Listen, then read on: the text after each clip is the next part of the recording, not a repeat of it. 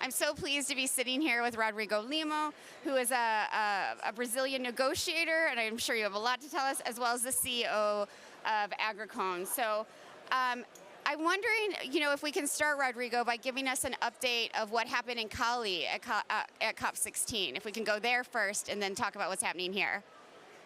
Hello, everyone. It's a pleasure to give some ideas, food for thought. We are Absolutely about to have some snacks and chat. In Cali, the negotiations from CBD biodiversity is completely different from the climate change, right. The dynamics. And I think one of the greatest decisions from Cali, in my view, was from synthetic biology, because we now moved towards really allowing parties to understand positive and negative impacts of synthetic biology, but not just the negative view about innovation. Interesting. And we got no decision on finance, which is horrible for the CBD Absolutely. and the implementation of the Global Biodiversity Framework. But I think, which is very important to highlight, is that the private sector was there at the meeting, engaged, because what? Different companies from the private sector exist because they are using natural resources, and they might contribute to the sustainable use of biological diversity. And this is new, not that new, but right. It was the first COP after the Global Biodiversity Framework was approved in Montreal in 2022.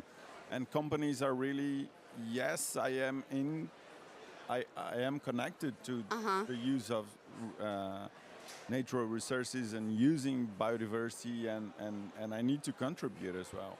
So I think for me this was one of the very important things. That's a great win that comes out of it. Yeah, absolutely. I'm wondering if you here in Azerbaijan, if you can talk about the progress that is being made with the Sharm el-Sheikh group. Yes, this is really nice, because, very good question, because fortunately after years and years after the whole COP29 joint work on agriculture, and I remember before COP29 parties discussing, almost agreeing a decision on agriculture before the Paris Agreement, too much connected to mitigation. And now it's clear that we are talking about mitigation, adaptation, and co-benefits. And the decision that will be adopted here, creating the online Sharm el-Sheikh online portal that will allow parties to present their actions, their policies, what they are doing on what we just saw here. Right. The climate actions on agriculture and food security, because we have 141 NDCs comprising agriculture, where I can find an aggregated view of what parties are proposing. There's no way to find, because you need to go to the adaptation plans, the NDCs, or specific policies. And with the portal, the UNFCCC and the Paris Agreement, the multilateralism, will be able to understand what parties are doing and proposing in terms of aligning agriculture and climate change. And for me, this is totally different. And then connect with finance, with cooperation, not just from climate finance, but there's a lot of good things being done. There's a lot of demand for innovation, because we are talking about innovation. Right. So the decision from Baku will allow us to really start to work in a totally different position. And this is, for me, that we do research in agroeconomy regarding all of those subjects. It's put the world in a totally different position. That's awesome. Give that a round of applause, please. That's just really good work. And the power of that portal cannot be underestimated. It will be so useful in the years ahead. Totally. Imagine that if we arrive in COP30 in Brazil next year, with at least 10 or 20 countries submitting their proposals on agriculture. I think ICA has an amazing role to play to get the countries and really contribute to this, because as Brazilian, And when we were negotiating the global biodiversity framework, there was view saying that agriculture in line with biodiversity, it's only agroecology. Only agroecology, only agroecology. There was a proposal to agree at the CBD that 25% of the world's agriculture must be agroecology. It didn't flew because this is, come on, every country has its own approach, Sure. including on climate. So now we will be able to really grasp this and have really consistent information about what it is. And very transparent.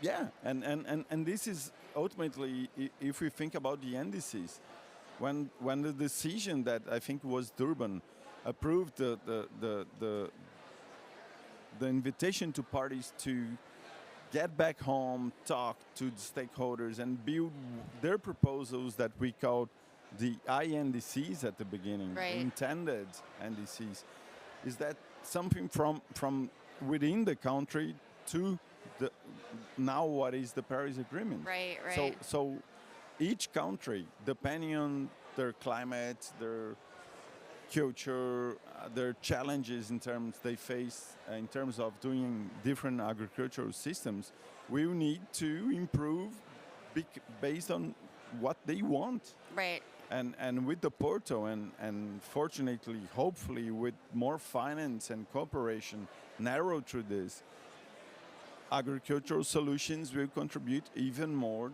to the goal of the Paris Agreement. Absolutely, absolutely. And it's interesting. I think we've gone from sort of thinking about silver bullet approaches to now no one size fits all. And that's way more useful to countries, to farmers themselves, to the whole food sector.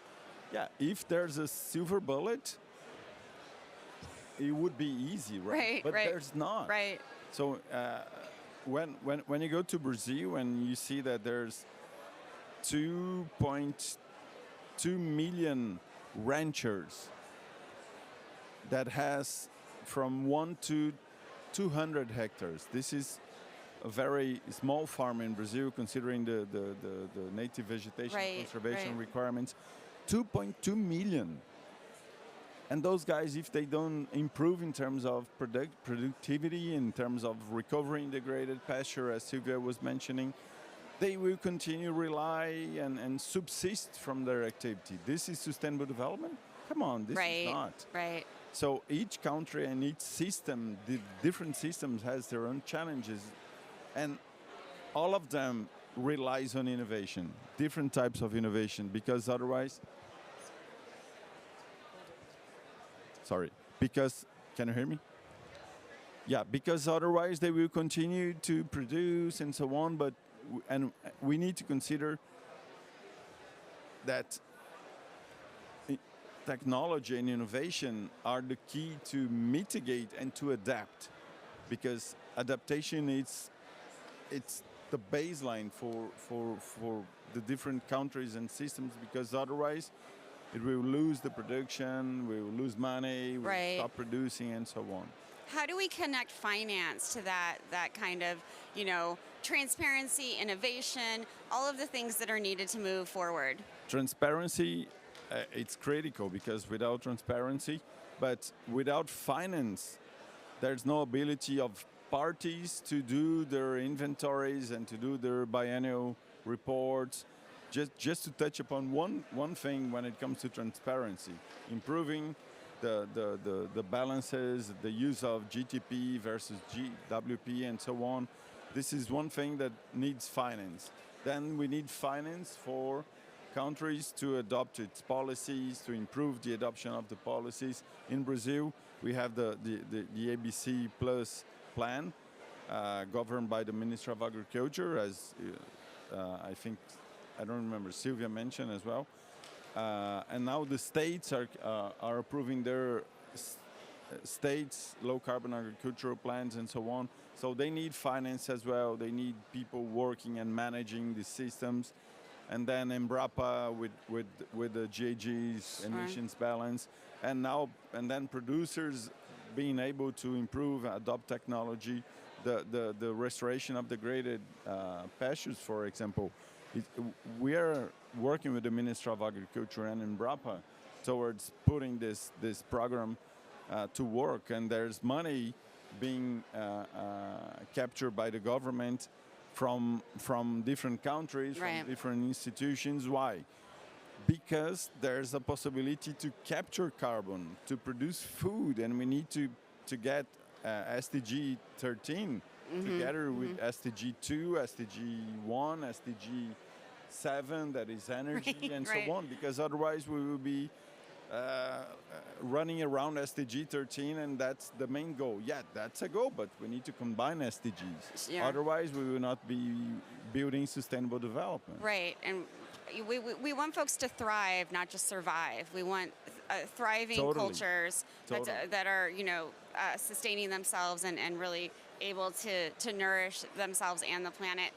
We've created so much momentum here in Azerbaijan for what will happen in Brazil next year. Can you talk a little bit about what you expect and what you hope? Personally, I follow UNFCCC since 2008.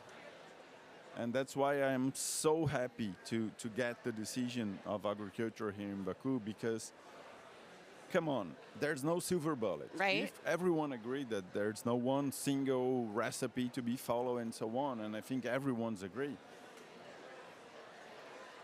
We in Brazil, we have, someone says that the COP30 will be the COP of forests. I disagree. It will be the COP of forests in the Amazon, so on, that's fine. But not just the forest. Because when it comes to agriculture, we have several different production systems.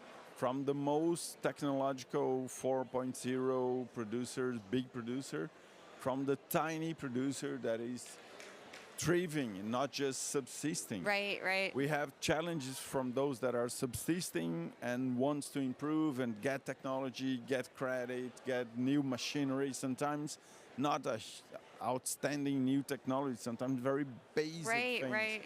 So I think we will be able to present, and we are working with this, with the private sector and the government, to present a basket of climate solutions from agriculture contributing to renewable energy and energy transition, because the whole biofuels agenda and now biodiesel and biomethane and biogas and so on, that relying on agriculture together with renewable energy, Right. then forest and restoration, and then the other actions. So we have in Brazil really a basket of climate solutions. I love that. It is a basket of solutions. Call to action for this audience and what you want them to do in these final days of COP29. We're here at IICA's pavilion, so what are the solutions from agriculture that your countries can bring to the table? We must not think, and I love to eat and to cook and to find different products and so on. Tomorrow I'll search the caviar from Azerbaijan.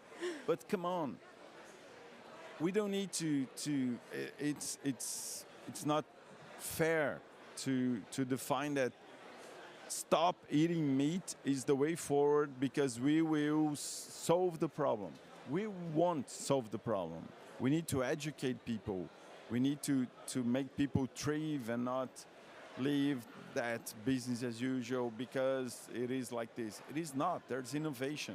There's plenty of innovation. So bring your solutions to the table. Let's really get parties to understand from a bigger picture. My dream is in 2 or 3 years we will get to the Sharm el-Sheikh online portal and really be amazed by what the multilateral world is proposing in terms of how to make agriculture solutions to sustainable development. So keep filling that basket of climate solutions for agriculture, right? Yeah. Thank you so much, Rodrigo. Please give him a round of applause. Thank you. And now we have a wonderful happy hour with food and drink planned. Thank you, and thanks to Margaret and the IICA Pavilion. Thank you so much.